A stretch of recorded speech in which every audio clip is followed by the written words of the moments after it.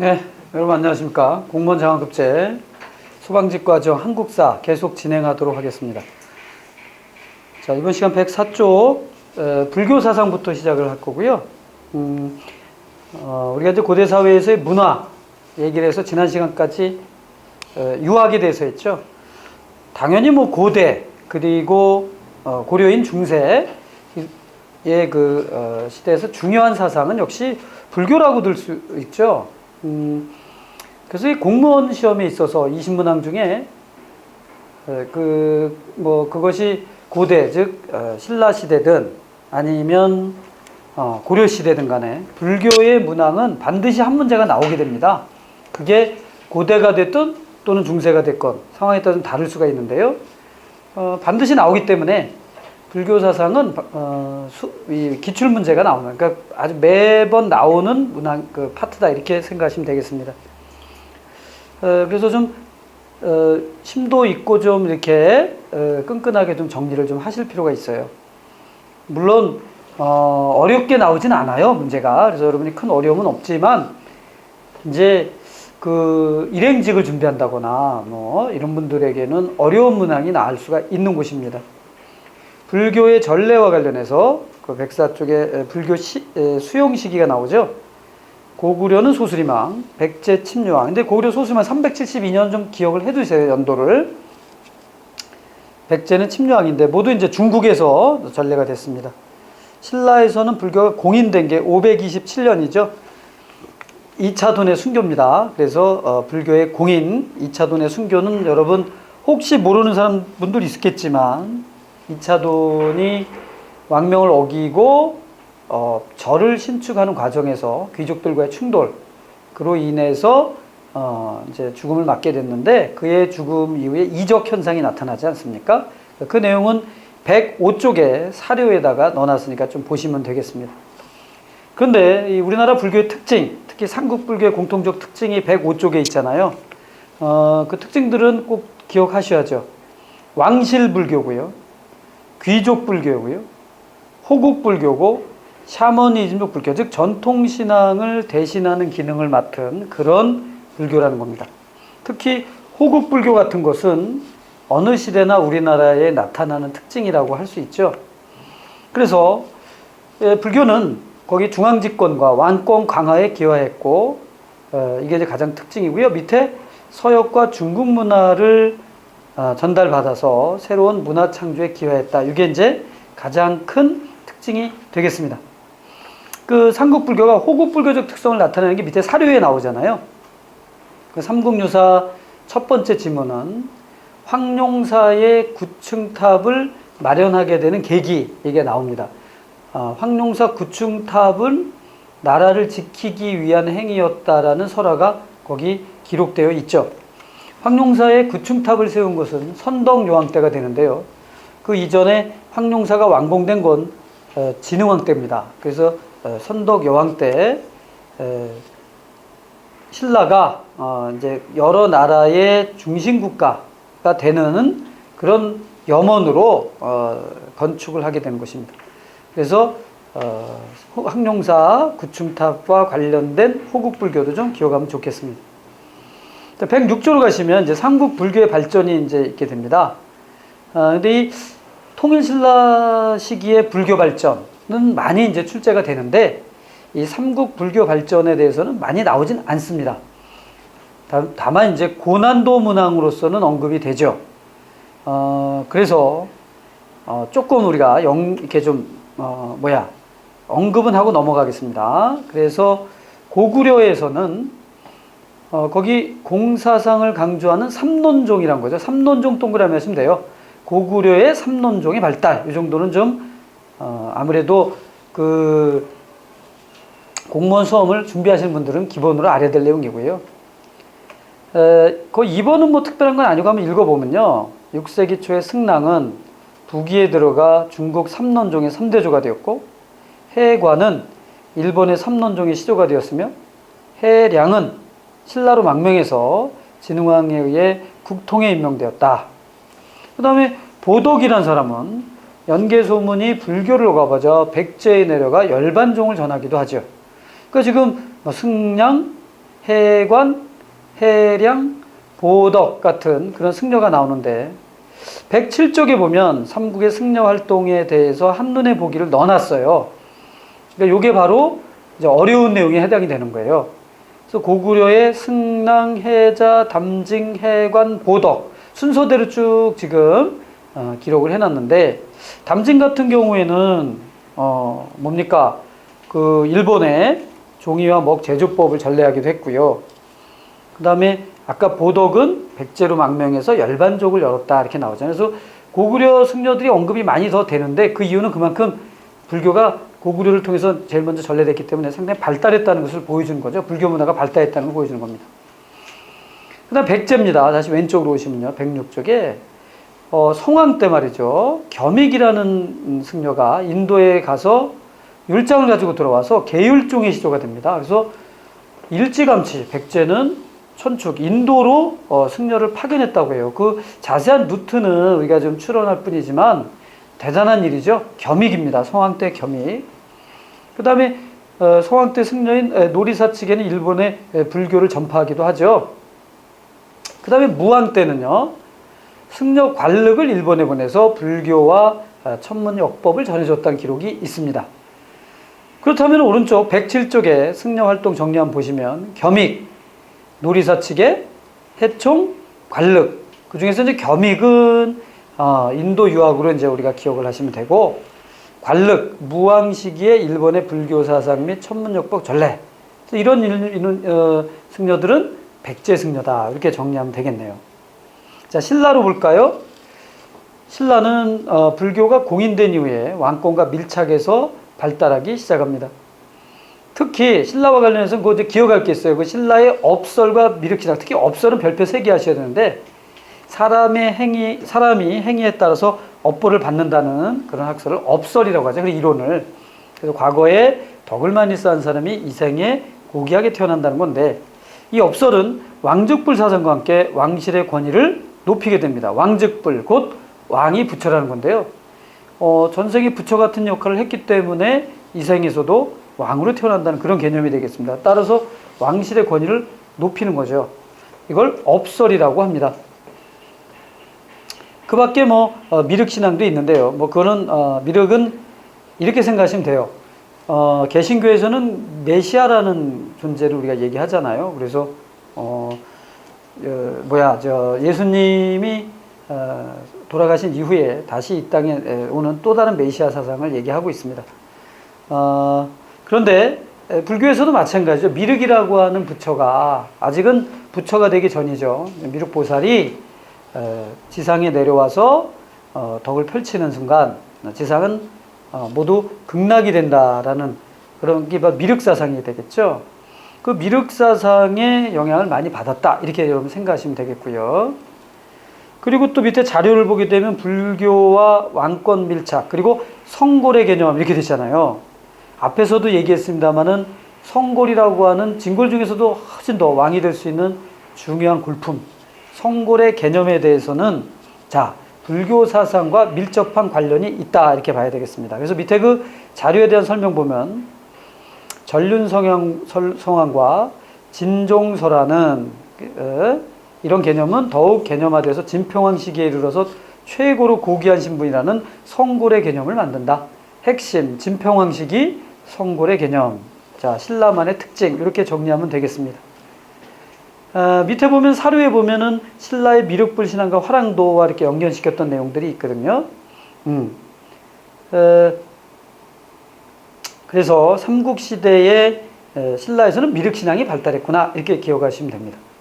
그래서 왼쪽에 보시면 제가 금동삼산관 미륵보살 방가사유상을 넣어놨습니다. 이게 아주 걸작 중에 걸작입니다. 뒤에도 사진을 넣어놨지만 이런 미륵신앙이 그래서 이제 이런 미륵신앙이 발달했기 때문에 아마 신라 것이 아니겠느냐 이렇게 우리가 좀 추정하고 있거든요. 그래서 보통 6세기에서 7세기 정도에 이제 만들어진 걸로 보는데 세계적인 걸작이자 보물입니다. 근데 이게 이제 국립중앙박물관에 가면은 이 미륵보살 방가사유상만 전시하는 특별 전시실이 있잖아요.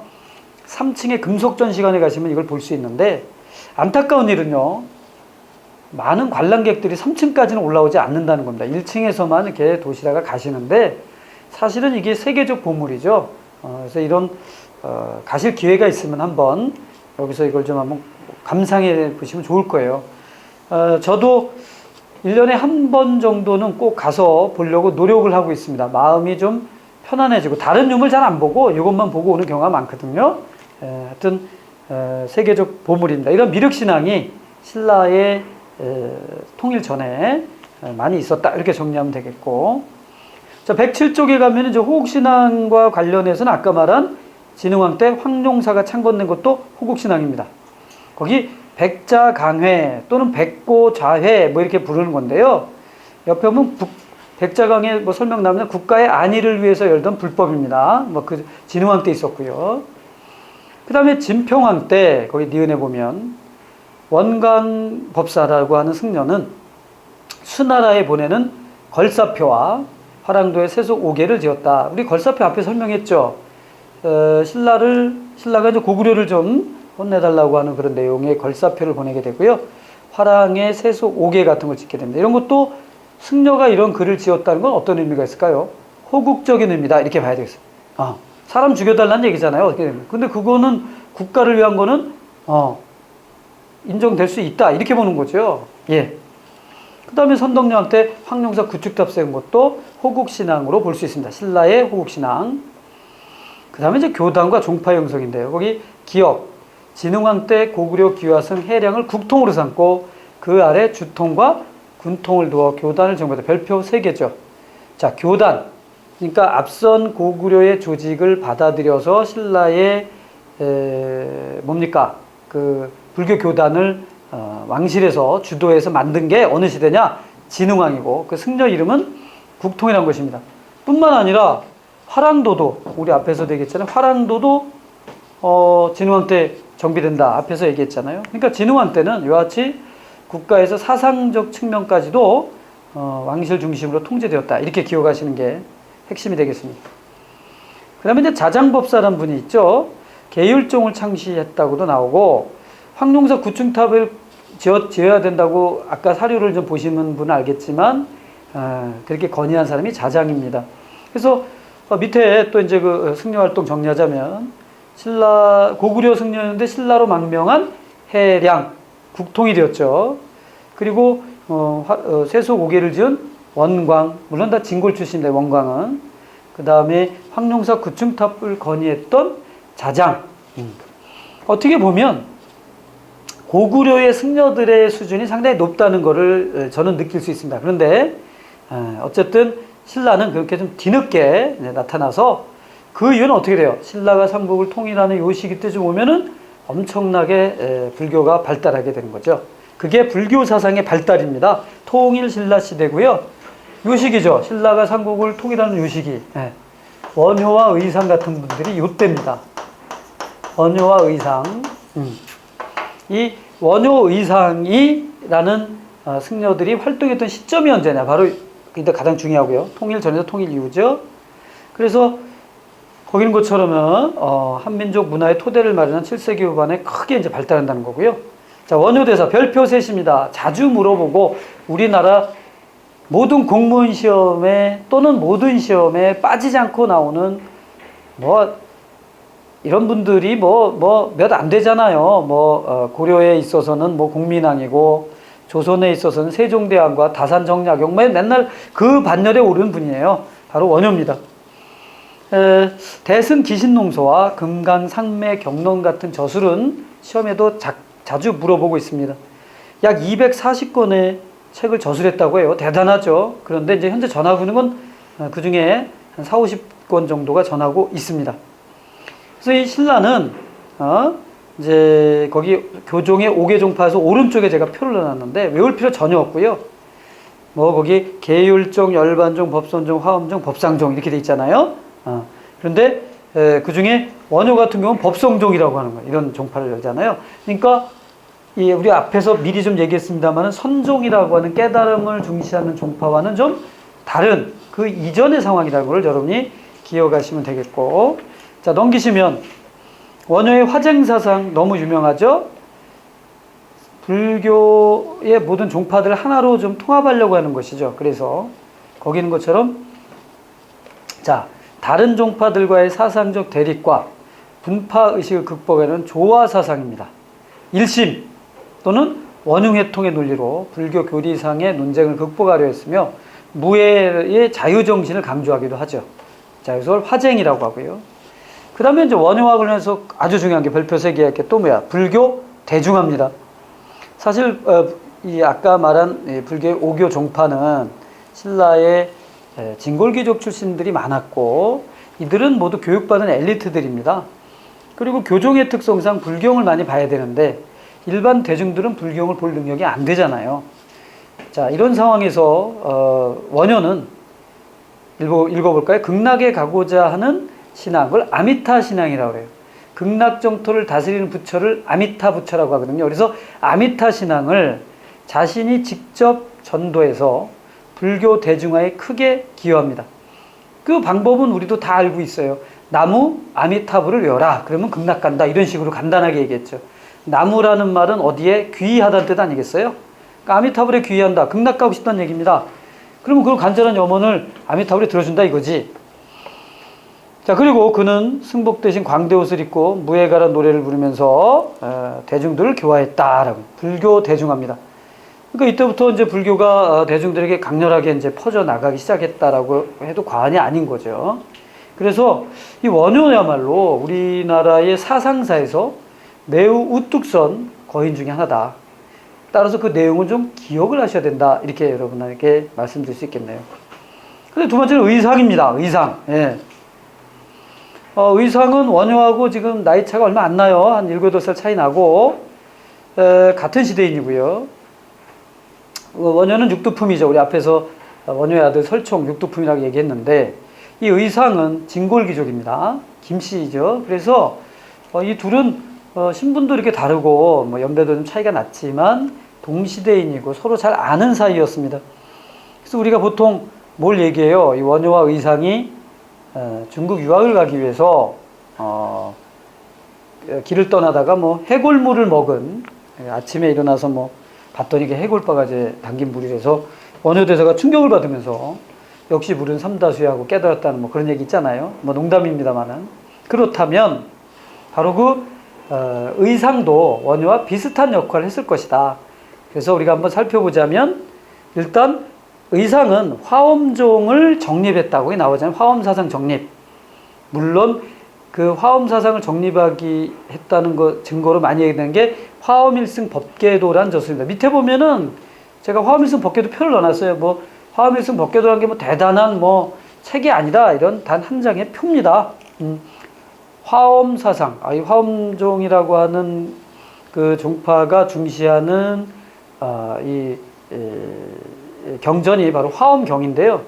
이 화엄경은 대승불교의 꽃 중에 꽃입니다. 아주 엄청난 그 내용이고요. 그 양도 장구하죠. 근데 그 화엄경이라고 하는 경전을 이와 같이 표 하나로 정리를 해놓음으로써 화엄사상을 확실하게 정립했다. 이렇게 볼 수 있고, 활동. 자, 교단을 형성해서 제자를 형성했다. 이런 말이 나오면 원효와의 차이점이 되는 거예요. 원효는 그냥 돌아다녔다고 그랬잖아요. 근데 의상은 교당을 정리했고, 그 다음에 부석사를 비롯한 여러 사원을 걸리며 특히 영주의 부석사는 뭐 의상과 밀접한 관계가 있죠.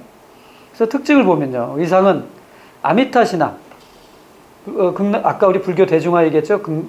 원효의 아미타 신앙과 함께 현세에서 고난을 구제받고자 하는 이른바 관음신앙을 이끌었다. 별표 3개죠.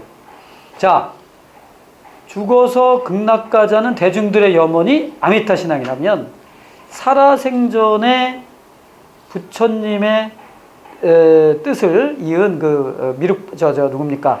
관음보살에게 도와달라고 요청해서 현세의 고통을 해결하는 걸 관음신앙이라고 하잖아요.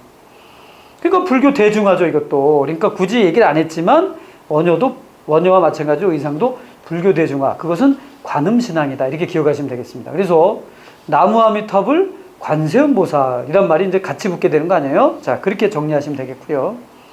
원칙이라는 승려가 있죠. 이 의상이나 원효보다도 약간 좀 연배가 앞서는데 거의 동시대인입니다. 당나라에 유학해서 현장의 제자, 현장법사의 제자가 되고 유식론을 독자적으로 발전시켰다. 유식론 별표 3개 하죠. 이런 거 나오면 원칙이라는 겁니다.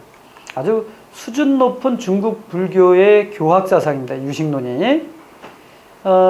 현장의 사상을 계승한 규기라고 하는 사람과 그의 제자들은 규기의 자은학파 그리고 원칙의 서명학파가 만들어지면서 중국 불교 사상에 큰 역할을 한다. 그래서 원칙 기억하시면 되겠습니다. 네. 그 다음에 이제 해초죠. 통일신라 시대의 아주 국제인으로서 둘 수 있는 해초. 신라에서 태어났으나 주로 당나라에서 활동을 했고, 그 다음에 좀 이따 얘기했으면 천축국, 어디 인도를 갔다 오고요. 신라로 돌아오지 않은 상태에서 중국에서 입적을 했던 해초가 되겠습니다.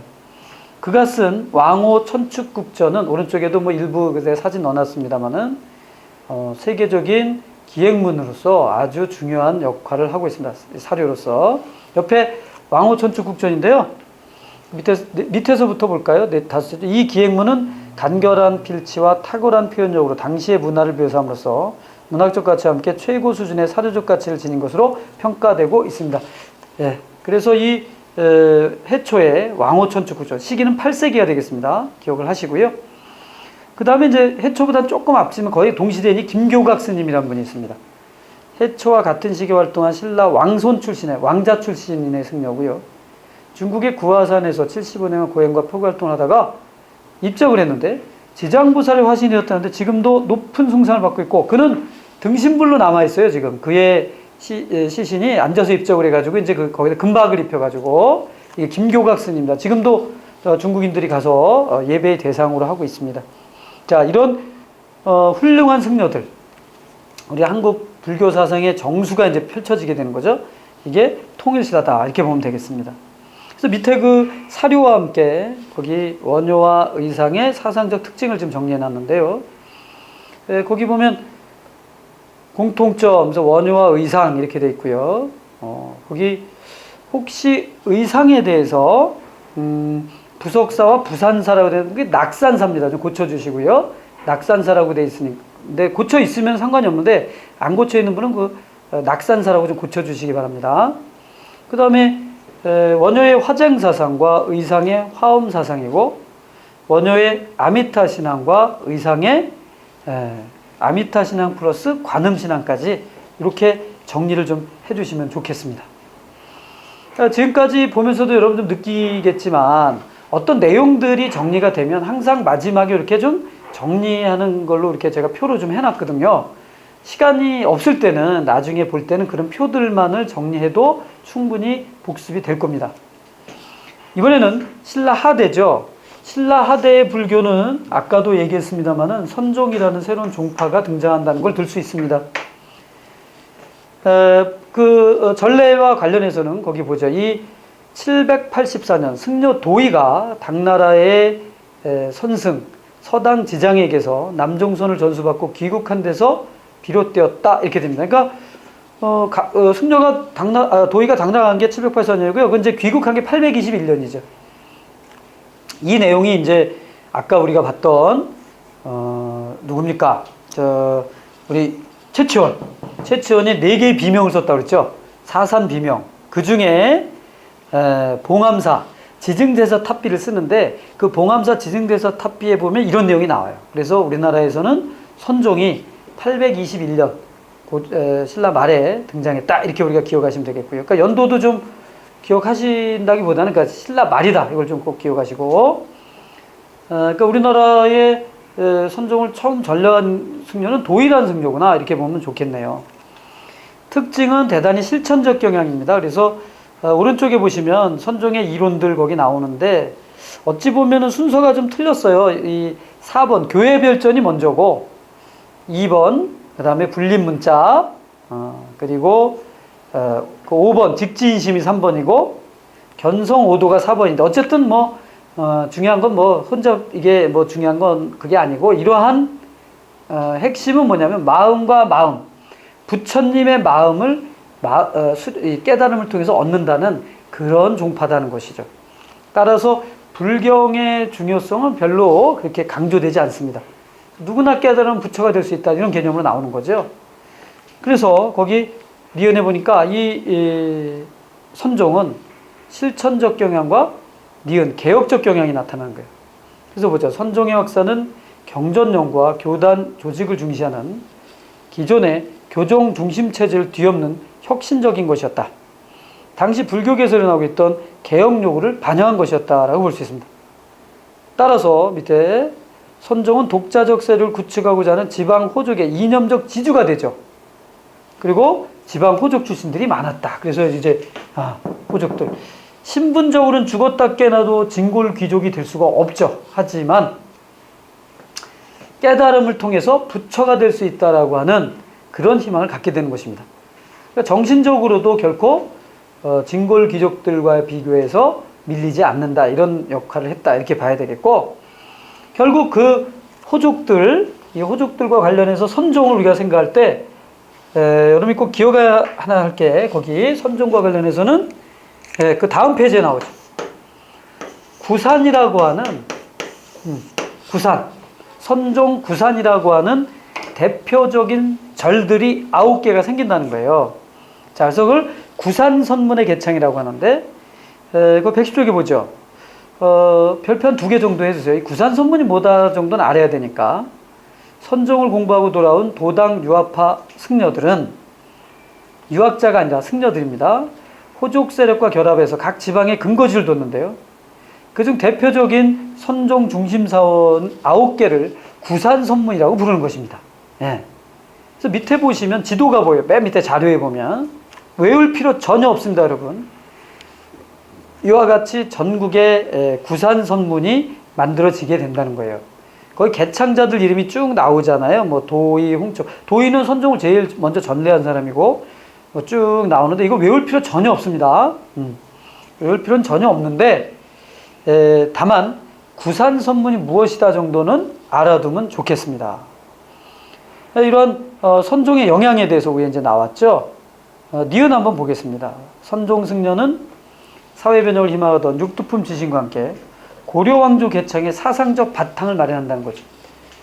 바로 이 선종이 새로운 사상을 제시했고, 디귿 형식과 권위를 배격하는 교리의 영향으로, 깨달음 중시하는 게 주로 뭐 불공 드리고 그런 게 중요한 게 아니라는 거잖아요. 따라서 불교 의식을 중시하지 않아서 조형 미술은 점차 쇠퇴하게 됩니다. 하지만 새로운 조형물도 나타나요. 밑에 보시면 지금 사료에 쌍봉사 철감선사 승탑이라고 하는 걸 지금 저기다 해놨거든요. 예. 이 철감선사 도유는 밑에서 보면 나가 있습니다만 사자삼파를 열은 사람인데요. 이 사람의 살이 죽었을 때 이제 화장에서 나오는 그 살이 있잖아요. 유골. 사리와 유골. 그 유골을 모신 곳. 주로 이제 사리가 되겠습니다만은 그걸 우리는 부도라고 하죠. 이런 것을 승탑 또는 부도라고 부르는데, 이러한 것이 나타나는 시점이 언제냐? 자, 승탑과 부도는 선종과 밀접한 관련이 있습니다. 그래서 우리 이 구산 관련해서는 승탑 이걸 같이 기억하시는 게 핵심이에요. 그래서 왜냐? 깨달음을 인정해 줄 수 있는 사람이 누굽니까? 깨달음을 인정해 줄 수 있는 사람은 부처죠. 근데 부처는 안 계시잖아요. 그러면 누가 그걸 해줘요? 그 깨달음을 인가해 주는 그 이전에 깨달은 사람. 자기 스승. 그리고 또 그 스승은 누가? 또 그 전 스승. 이들은 이렇게 스승과 스승의 깨달음으로 전법을 해왔다고 주장을 하고 있습니다. 그러니까 우리 스승은 깨달은 사람이니까 부처죠. 그의 시신을 그냥 둘 수는 없잖아요. 그 사리가 나오면 탑을 만들어서 하는데, 부처님 만든 탑과는 조금 형식을 달리 우리나라식으로 하잖아요. 이걸 승탑이다 이렇게 얘기하는 거죠. 그러니까 일반적인 탑은 부처의 무덤이라면 승탑은 고승의 무덤 이렇게 하면 되겠습니다. 자, 111쪽 가시면 한눈에 보기 있습니다. 교종과 선종의 비교. 교종은 이론불교인데 선종은 개인적 정진세계와 실천불교, 참선을 강조한다. 교종은 아무래도 왕실의 지원을 받았다면 선종은 지방 호족과 육두품의 지지를 받았다. 교종의 시기는 주로 중대였다면 선종이 들어오고 발달한 건 하대가 될 것이다. 교종은 전제왕권의 발달에 영향을 미쳤다면 선종은 지방문화의 발달과 고려 건국의 사상적 바탕이 됐다. 대표적 승려는 원효와 의성은 교종 승려죠. 왜냐하면 당연히 선종이 전래되기 전이니까. 그 다음에 도의라든가 도선, 이염 같은 그런 승려들은 이제 선종. 대표적인 도의를 제가 집어넣어놨습니다. 발해도 불교가 발달했다는 정도만 보면 되고요. 이따가 보겠습니다만은 2번에 보면 이불병자상이 발굴됐다고 하잖아요. 이불병자 조금 이따가 다시 얘기하는데 두 부처가 나란히 앉아 있는 상이거든요. 자, 이게 발해 것이다. 그 정도 정리합시다. 자, 여기까지 해서 불교 정리가 끝났어요. 불교는 다시 한번 얘기하겠지만은 반드시 한 문제가 나온다고 그랬죠? 예. 자, 이번엔 도교인데요. 도교는 뭐죠? 거기 보면 도가, 즉 노자와 장자 사상을 바탕으로 해서 신비 사상과 불로장생의 신선 사상, 은둔 사상 등이 결합된 일종의 종합적인 형태의 신앙 체계를 도교라고 하죠. 중국의 고유한 그런 종교라고 봐야 되겠습니다. 이게 삼국시대에 전래돼서 보급이 되는데, 기억할 것은 거기 고구려의 기억과 니은인데요. 특히 니은입니다.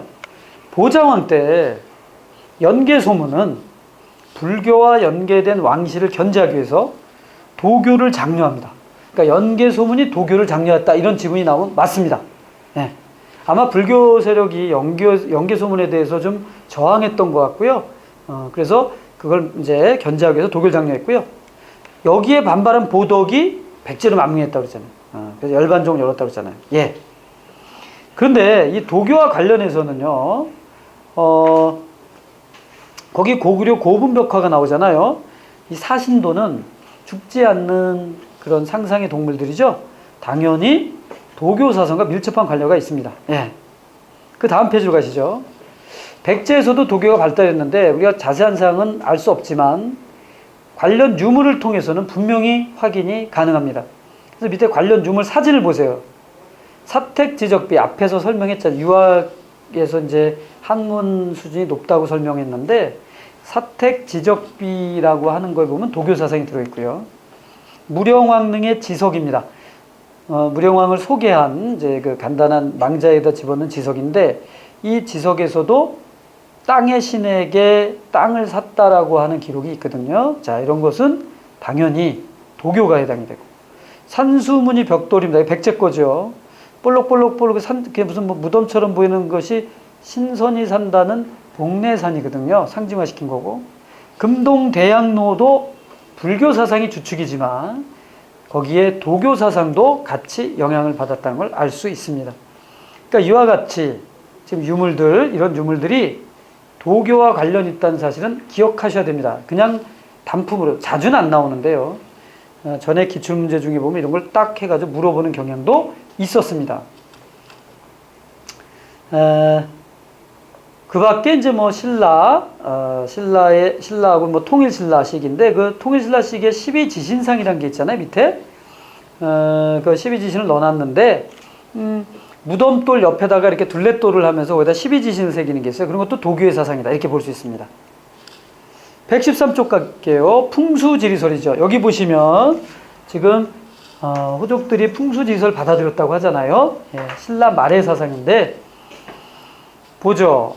전래는요, 통일신라 말에 도선이란 승려가 선종승려인데 당나라에서 처음으로 수용해서 고려 건국의 바탕이 된 사상이다, 이렇게 볼 수 있어요. 특징은요, 도참사상과 결합. 도참은 예언사상입니다. 예언. 점치고 예언하는 거. 그 예언사상과 결합이 돼서 지방 중심의 국토 재편성을 주장하는 식으로 갔다. 지방의 중요성을 강조합니다. 예? 이것은 경주 중심의 진골들의 위상을 약화시킨다고 볼 수 있습니다. 거기 내용은 외우지 마시고 읽어볼까요? 볼까요? 독리산문의 선종승려인 도선은 지금은 전하지 않는 비결서인 도선비기라든가 등등을 저술하여 풍수지리설을 이론화했다고 합니다. 전하고 있지는 않아요. 땅의 기운에 의해 인간이 영향을 받는다는 관점을 견지하는 풍수사상은 산세와 수세를 살펴 도읍, 주택, 묘지 등을 선정하는 인문지리학적 학설입니다. 국토의 효율적 이용과도 관련이 있다라고 봐야 되겠죠. 근데 이 영향이 엄청납니다. 사실 뭐 요새도 돈 있고 권세 있는 사람들 명당이라는 곳에서 큰 분묘하고 하잖아요. 지금까지도 영향을 미치고 있잖아요. 예. 그래서 우리 니은, 영향의 니은만 보죠.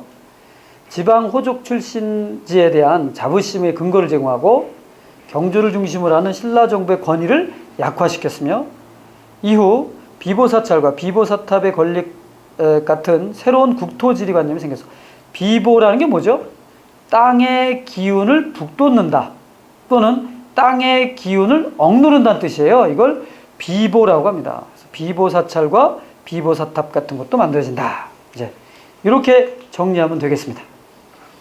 자, 이번에는 유교불교 도교했으니까 과학기술이죠. 과학기술. 과학기술과 관련해서는 여러분이 꼭 이제 단품적으로 이렇게 좀 한 줄짜리로 이 정도로 그냥 기억하는 것들이 필요한데, 거기 보면 천문학 관련해서는 2번, 동그라미 2번에 보면 고구려는요 별자리를 그린 천문도를 제작하고 고분벽화에는 별자리 그림을 그렸다. 자, 고구려의 천문도 제작, 별표 3개입니다. 이 고구려의 천문도를 바탕으로 해서 조선시대에 그려지는 것이 천상열차 분야 지도라고 하거든요. 고구려 천문도를 바탕으로 했다 분명히 나오거든요. 천상열차 분야에도 10,000원짜리 뒤에 새겨져 있는 겁니다. 여러분 강의하시다가 잠깐 스탑하시고 일정지 하시고 10,000원짜리 꺼내서 뒤에 보시면 거기 천상열차 분야 지도 보입니다. 조선 전기구에 나중에 조선시대 가서 얘기하겠습니다. 신라에서는 첨성대죠. 첨성대, 선덕, 여왕대로 우리가 추정하죠. 예. 자, 수학과 관련해서는 석굴암의 구조를 아주 멋있게 수학적인 구조, 기하학적인 설계에 의해서 지어놨죠. 수학의 발달도 우리가 엿볼 수 있습니다. 114쪽으로 가시면 신라의 목판 인쇄술은 많이 언급되는 과학기술입니다. 그래서 거기 보시면 8세기 초에 만든 무구정광 대다단이격은 세계에서 가장 오래된 목판 인쇄물로 공인받고 있습니다. 불국사 3층 석탑인 석가탑에서 발견이 됐고요. 왼쪽에 그 무구정광 다단이경을 제가 넣어놨는데요. 아주 예쁘게 글자가 새겨져 있습니다. 그 다음에 신라에서는 이 무구정광 다단이경을 인쇄한 종이, 즉 제지술도 발달했다. 그렇게 정리하면 되겠네요.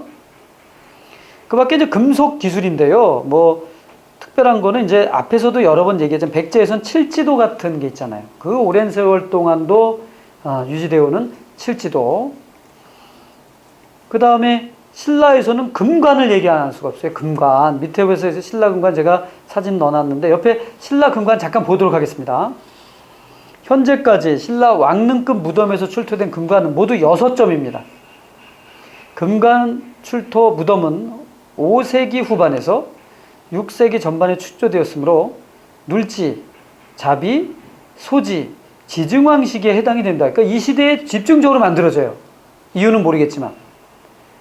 금관은 초월적인 권력을 지닌 왕의 독점물이었다기보다는 왕족이 자신들의 고귀한 신분을 배타적으로 드러내기 위해 착용한 이른바 위세품일 가능성이 높은데 15세 전후의 아이 무덤인 금룡총에서도 금관이 출토된 것은 이를 증명한다 이렇게 볼 수 있어요. 그러니까 꼭 국왕만 쓰는 건 아니라는 거죠. 예. 그래서 이 신라의 금관 아주 뭐 우리가 얘기할 수 있는 거 아니겠어요? 그리고 또 하나는 그 금관이 만들어지는 시기는 무덤 양식 나중에 보겠습니다. 돌무지 덧널 무덤이라고 하는 신라의 천마총 같은 큰 엄청난 무덤 있잖아요. 그런 무덤 양식과 결합이 된다는 겁니다. 그래서 이게 신라사의 큰 미스터리 중에 하나죠. 사실 이런 황금은 유목민족인 뭐 스키타이라든가, 예, 그리고 뭐, 흉노라든가, 뭐, 이런 그 유목민족들과 밀접한 관련이 있거든요. 근데 그들도 이 금관을 쓰고 금을 좋아하지 않습니까? 그래서 신라와 그들 유목민족들 간에 어떤 교류와 커넥션이 있었다라고 지금 최근 추정이 되고 있잖아요. 그렇게 생각하면 참 신비로운 유물이 아닐 수 없습니다. 자, 농업과 관련해서 넘어가시고요. 의학인데, 의학과 관련해서도 거기, 다음 페이지 의학의 기억에 보면 신라의사 간무와 진명이 일본 귀족과 천황의 왕을 고쳤다는 기록이 최초로 되는 게 한 5세기쯤 됩니다. 그러니까 의학도 발달했고, 백제는 의박사를 파견하지 않습니까? 그러니까 5세기, 6세기 삼국의 의술도 상당히 발달했음을 알 수 있습니다. 그 다음에 조선술, 배 만드는 기술도 많이 발달합니다. 거기 신라는 조선술을 일본에 전수했다는 기록이 있거든요. 그리고 통일신라 시대 장보고의 해상활동 같은 것은 조선술이 뒷받침이 안 됐다면은 힘들었을 것입니다. 예. 그래서 신라의 조선술입니다. 밑에 사료는 그 조선술과 관련된 사료도 제가 넣어놨죠. 정리를 좀 하시면 되겠습니다. 예. 자, 이번에는 6번째 주제가 바로 조형예술로 넘어가요. 이제 사상이 어느 정도 끝나고 과학기술을 해가지고 이제 조형으로 가는데, 이 조형예술과 관련해서는 뭐 그림이라든가 글씨라든가 음악이라든가 이런 거잖아요. 근데 여러분 알다시피 너무 오래된 세월이 됐기 때문에 우리나라에서는 이런 조형예술이 이 삼국이나 통일신라 시대에 남아있지 않아요. 주로 많이 남아있다면은 고분이 많이 남아있습니다. 그래서 고대에서는 고분을 중시하죠. 그래서 나라별 고분의 특징을 정리하는 것은 매우 중요합니다. 예. 그래서 고분 양식을 정리하는 것이 핵심인데, 그래서 우리가 형성기에 이제 고구려, 백제, 신라를 얘기했잖아요. 그래서 고분 양식, 돌무지 무덤과 고구려, 백제죠. 그 다음에 돌무지 덧널 무덤, 신라죠. 자, 이런 그 무덤의 특징들 정리하는 것이 핵심이 되겠어요. 그래서 일단 거기 보시죠. 고구려는 돌무지 무덤이다. 돌을 무더기로 싼 걸 돌무지 무덤이라고 한다. 그래서 만주 지반 일대에 1만 2천여 개 무덤대를 형성하고 있다. 라고 했는데, 돌무지 무덤은 벽화가 없어요. 그리고 장군총 같은 경우는 7단으로 쌓아가지고요. 아주 왕릉급으로 우리가 추정을 하고 있습니다. 여러분, 118쪽에 보면은 거기 고구려 장군총의 사실을 제가 넣어놨거든요. 돌을 무더기로 쌓죠. 돌무지 무덤이라고 얘기합니다. 그런데 이러한 초기의 돌무지 무덤, 고구려 아주 대표적 무덤인데 이것이 굴식 돌방 무덤으로 바뀝니다. 115쪽 다시 보시면 돌로 방을 짜고 그 위에 흙으로 덮어 봉분을 만든 양식으로 널방과 벽의 천장에는 벽화를 그리기도 했다. 이렇게 얘기할 수 있고요. 그리고 그 다음 페이지 보면은 제가 좀 이렇게 자세히 넣어놨는데 이걸 다 여러분 정리할 필요는 없습니다. 다만 자료에 보면 지반 시기의 고분과 그 다음에 지도에 보니까 평양 부근, 대동강 부근의 그런 고분군이 두 개가 나눠져 있다는 거예요. 그래서 그 고구려 고분 벽화가 지반 지역에도 있었지만 평양역에도 많다. 천도를 글로 했었기 때문이죠. 그 중에서 이제 아주 이른 대표적인 무덤 중에 116쪽에 보면은 안악삼호분이라는 게 있죠. 동수묘라고 하는데 이 안악삼호분은 대표적인 굴식 돌방 무덤입니다. 그런데 이 무덤이 과연 누구 것이냐 놓고 지금 논란이 많아요. 거기서 제가 정리 잘 해놨는데 북한에서는 고국원앙이라고 지금 주장하고 있고 우리나라는 중국에서 망명한 동수의 묘다 이렇게 얘기하는데 어떤 편년이 정확합니다. 거기 그 묵서명이 있기 때문에 357년이니까 아주 일찍부터 이러한 무덤을 만들었다는 걸 알 수 있고, 또 하나가 덕흥리 고분입니다. 409년에 만들어진 덕흥리 고분도 이것 때문에 문제가 또 여러 가지가 있는데, 왜냐하면 유주자사진이라는 저 벽화도 보이잖아요. 유주자사진. 근데 유주는 지금의 북경 지역이거든요. 북경 지역을 장악하던 사람을 자사라고 하는데 이 유주자사진이 진의 무덤이거든요. 근데 그 유주자사진의 무덤이 고구려에서 발견된다는 건 뭘 의미하냐? 아마 광개토대왕 시기에 이 지역을 진출했던 거 아니냐 이런 설도 나올 정도로 그래서 대표적인 굴식 돌방 무덤, 초기 무덤들입니다. 예. 그래서 그 밖에 이제 117쪽에 보게 되면은 6세기에 만들어진 무덤들, 거기 무용총, 수렵도는 너무 유명하고요. 그 다음에 3기, 후대로 와서 만들어진 게 맨 밑에 있는 건데요. 거기서는 주로 사신도가 보입니다. 그래서 사신도는 고구려 말기, 즉 도교가 많이 발달한다고, 영계소문 도교 중시한다고 그러잖아요. 그런 것과 관련해서 고분 벽화 중에 후기에 속하는 것이다. 그래서 이렇게 정리하면 될 것 같습니다. 자, 그 다음 페이지 보시게 되면 백제의 무덤입니다. 역시 고구려와 마찬가지로 돌무지 무덤인데, 그래서 백제 초기에 석촌동 고분을 제가 넣어놨어요. 사진 보이시죠? 예, 무덤 양식이 고구려 장군총과 비슷하잖아요. 이것은 지배 계급이 거의 같았다 이렇게 보는 건데, 웅진 시기에 와서 그 유명한 벽돌 무덤, 이른바 무령왕릉이라는 게 축조가 된 거죠. 이건 뭐 밑에 제가 자료를 넣어놨는데요. 자, 밑에 벽돌 무덤은 설명 보죠. 니은 중국 남조에 영향을 받은 것으로 완전한 형태로 발견된 무령왕릉, 그리고 송산리 6호분 벽돌 무덤이며 6호분 벽화가 발견되었다 이렇게 되니까, 자, 벽돌 무덤이 이거 하나만은 아니라는 거 이렇게만 알면 되겠습니다. 그래서 이 무령왕릉은 송산리 7호분이라고 우리가 보통 부르는데 6호분도 벽돌 무덤, 그러니까 웅진시기에는 벽돌 무덤, 중국과의 교류를 나타내는 그런 게 많았다. 그래서 유물은 이렇게 그냥 넣었으니까 좀 보시고요. 사비 시기로 가서는 굴식 돌방 무덤으로 만든다는 거죠. 그러니까 백제도 벽화는 있었는데 굴식 돌방 무덤에 지금 잘 남아있지 않은 겁니다. 119쪽에 가시면 이제 거기 보시면 신라의 통일 시기, 통일 이전에 있었던 돌무지 덧널 무덤입니다. 그러니까 신라는 통일 이전에 이제 돌무지 덧널 무덤을 만들게 되는데, 아까 금관이 출토되는 시기라고 그랬잖아요. 그것과 관련하시면 됩니다. 왕권이 갑작스럽게 강화됐다는 것을 보여주는 거고, 이 돌무지 덧널 무덤의 구조 보이시잖아요. 나무너를 놓고 상자 덮은 다음에 돌을 무더기로 쌌습니다. 따라서 이 무덤은 벽화가 있을 수가 없어요. 나무로 했기 때문에. 그리고 도굴 자체가 힘들어요. 유물이 많이 보존되어 있습니다. 하지만 거기가 추가 매장 어렵고 벽화를 그려놓은 공간 없고요. 그 다음에 유물이 많이 이제 파손돼 있죠. 나중에 이제 이게 주저앉게 됨으로써 신라가 삼국을 통일한 이후에는 신라도 역시 거기 기억해 보니까 굴식 돌방무덤으로 바뀌었다 이렇게 나오죠.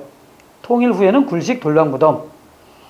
그 다음에 니은에 보니까 무덤의 봉토주의를 둘레돌로 들었다. 김유신묘 밑에 보시면 이렇게 둘레돌하고 12지신상 했잖아요.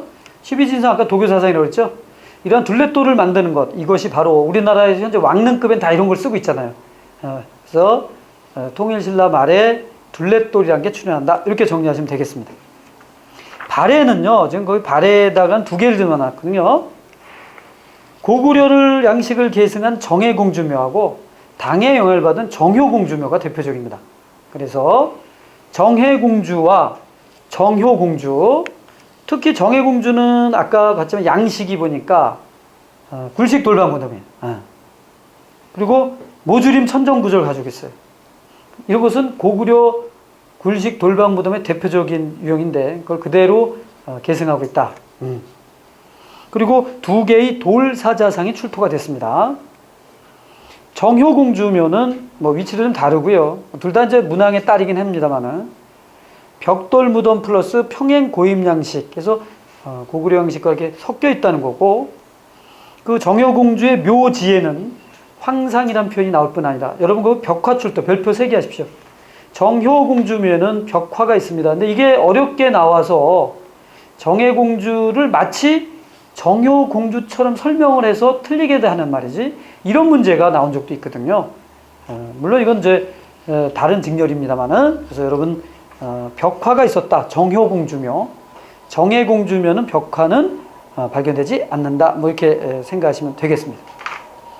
자, 다음 페이지 가시면 거기 자료자로 넣어놨는데요. 중국 지린성에서 발견된 발해 황후무덤과 발해의 외왕 내제체계라고 해놨습니다. 읽어주시고 그냥 발해는 내부적으로는 황제라고 불렀다는 사실을 우리가 무덤 발굴을 통해서 알 수 있었다. 이렇게 정리하시면 되겠고요. 자, 좀 쉬었다가 나머지를 또 좀 마무리하도록 하겠습니다. 자, 수고하셨습니다.